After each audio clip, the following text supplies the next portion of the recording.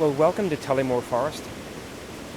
This is where I'm planning on spending the next couple of days. And I just have to say to myself one question. Why have I not been here before? Now, I've been here before as a kid, summer holidays, all of that, but I've never actually shot in Tollymore Forest. I think there's a couple of reasons for that. Number one, it has a couple of iconic honey pots. I sometimes try to avoid those, and so maybe I've unfairly avoided the area. And two, I've just been so drawn by the coast up in the north coast of Ireland, which is just beautiful. But I just think I'm going to really enjoy it down here. Now, we got a really stupendous burst of light just as I was coming in to the forest park. It's now greyed over a little bit, so we don't really have a huge amount of light going on at the moment, but perfect opportunity when the light is like this, when the light is nice and flat, to really sort of work on some composition. So that's what I'm kind of going to do now. Obviously here to sort of look at the autumn colours. Just got to be careful that it's maybe slightly just on the turn now, so obviously it's going to have to be take a little bit more care, just looking at the leaves and just making sure that I'm representing it the best way possible. Anyway, absolutely stunning. Really looking forward to this.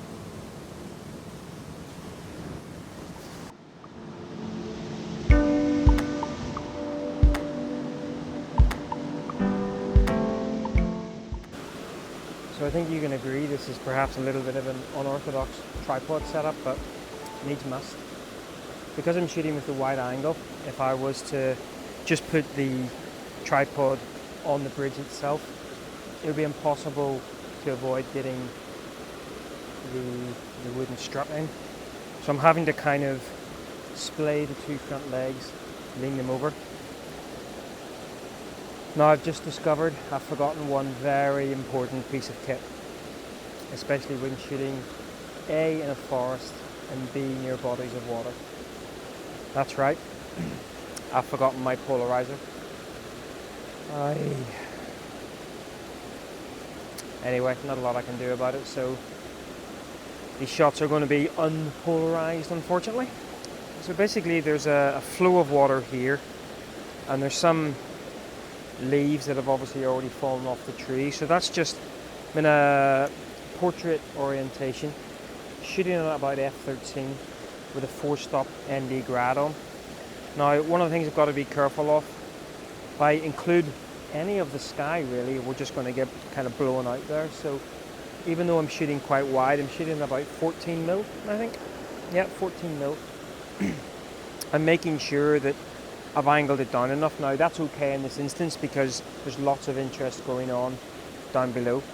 So just be careful when you're shooting in the forest that you haven't got all these beautiful, beautiful colours, and then at the top of your frame a really white patch of sky, because the eye will get drawn towards that, and in fact when you get home you'll end up cropping that out. So it's better to try to crop as much of that out as possible in camera. But I cannot believe I've forgotten my polarizer. Ay, ay, ay, ay, ay. Schoolboy error.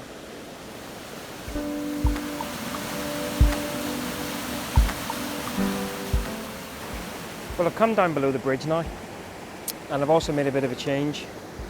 I'm now on the 18-135 along with the XT2. Don't get me wrong, I like a good wide angle shot from time to time, but I'm always drawn to the intimate scene. So I was actually looking across here now. This again is going to be one of those situations where the polarizer would have been my best friend, but hey, polarizer would have taken a lot of the sheen off these rocks, give you a lot more contrast, which is unfortunate. But anyway, so I was pointing my camera down here, and I might still do that, but then as I turned around, I had originally got myself set up to kind of include a lot of the river in the background, but for me the main interest is kind of just in this little bit here. And so I'm actually out at about 35 mil here now, so you can see that I'm kind of just including the leaves, the fallen leaves, as a bit of a framing element, and then that flowing water. And the great thing about having this 18 to 135 is, let me just zoom in a bit. You know, as you zoom in and out, other potential compositions really kind of come to mind as well. And that's actually an important point whenever you are using a zoom lens. I see so many people using a zoom lens, say an 18 to 135, and they use it at 18, 19, 20 mil, and then at 135, 134, 133 mil. There's a whole range of compositions there. Beautiful. A little bit of light drizzle as well, which is why being in the forest, ooh, is great. And then I almost fell over. That would have been a UP in frame moment.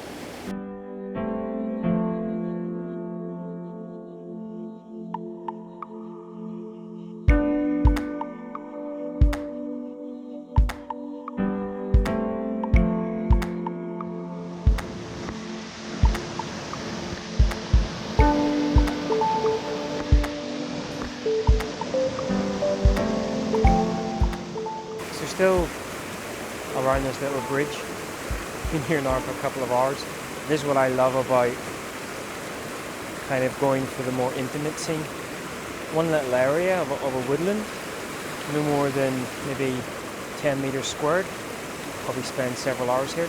Anyway, still got the 18 to 135 on, about 18 mil. Come to the opposite side of the bridge and now looking as the river flows. And kind of what I sort of quite liked about this scene was the sort of autumnal colours on the leaves that are kind of allowing me to frame it. Now, I'm shooting in a portrait format. Still got the 4-stop NZ on, and I'm shooting f14. Now, just to be sure in terms of kind of sharpness, I'm kind of doing a couple of focus stacks as well, and I've taken a note of those. If you're out in the field and you decide to do a couple of focus stacks, make sure you take a note of which frames, the numbers. There's no way, as far as I can tell, in Lightroom to identify which frames that you want to stack, so it just saves a little bit of time. Again, missing so much the polarizer. There's a couple of scenes just here. Trying not to knock my camera into the water. There's a couple of scenes just here that I would love to kind of attempt, but no point without the polarizer, because what you're doing is you're not able to see through the water, which is kind of what I wanted to be able to do. So there's going to be a number of shots today and tomorrow that I'm just not going to be able to do. Even these are being a bit limited. So f14, about 18 mil, 20 mil, portrait format. And what I have is I've got the flow of the river coming through bottom right hand side of the frame, flowing through. And then what I also really love about the far distance is a big old gnarly tree. This tree here, looking very gnarly. So, yeah. Beautiful place.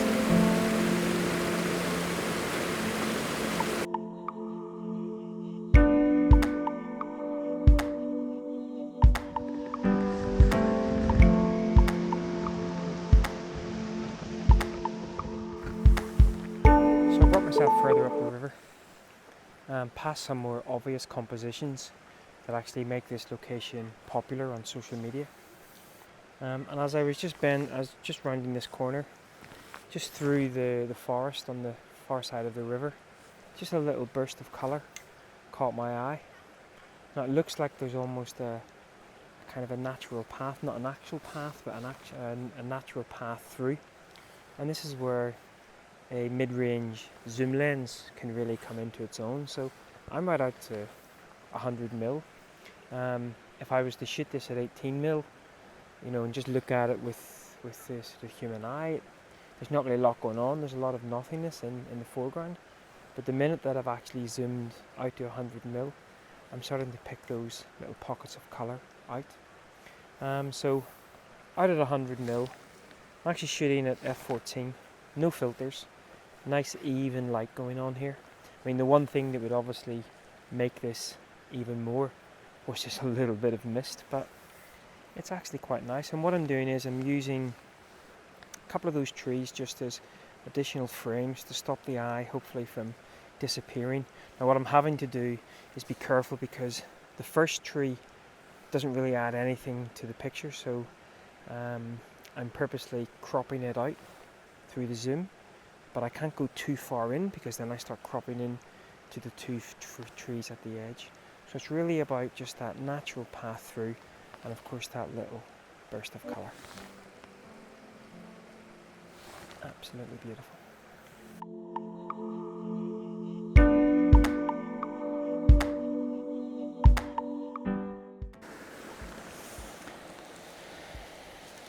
So I think one way you can describe this tree,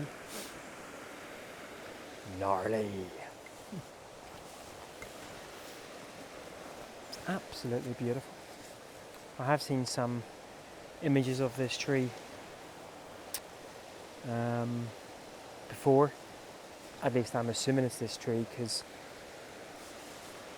I'm not sure whether you're going to be able to find a more gnarly tree in the forest. Anyway, I've kept myself up high. I was tempted to get down low, stick on the wide angle and really emphasize the, the forebodingness, is that a word, of the tree. But I decided to stay above it. Still got the 18-135 on, and I'm on 23 mil.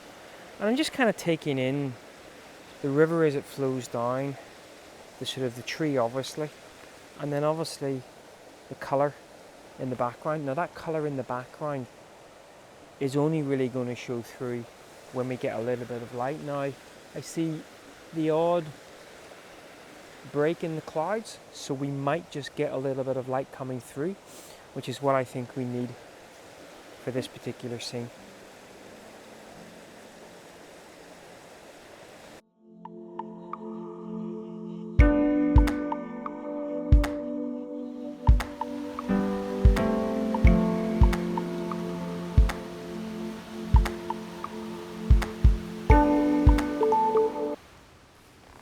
Just walking back along this forest path again, and I just seem to be drawn to the combination of water and the trees.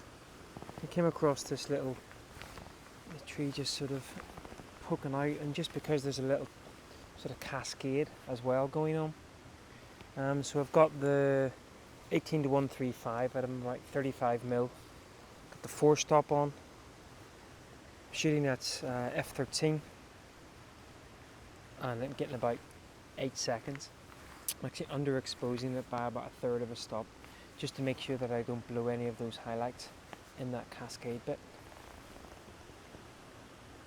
I just love that. Just the water flowing, the rock and the tree. And of course, the autumn colour. Beautiful. Not quite as beautiful as my pot noodle mind, but close.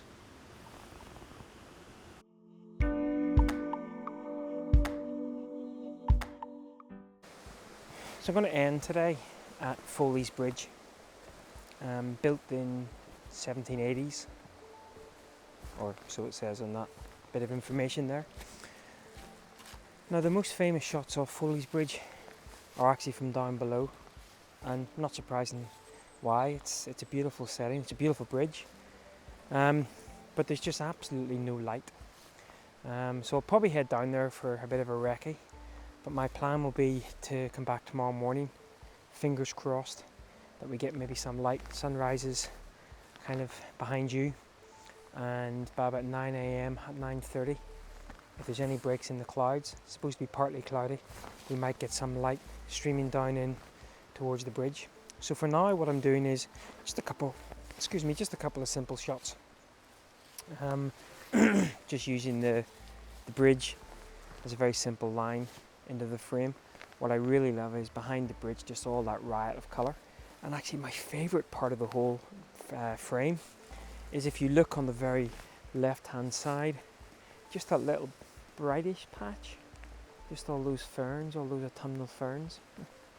Just the little small details I like. So this is Foley's Bridge, and a very nice bridge it is too.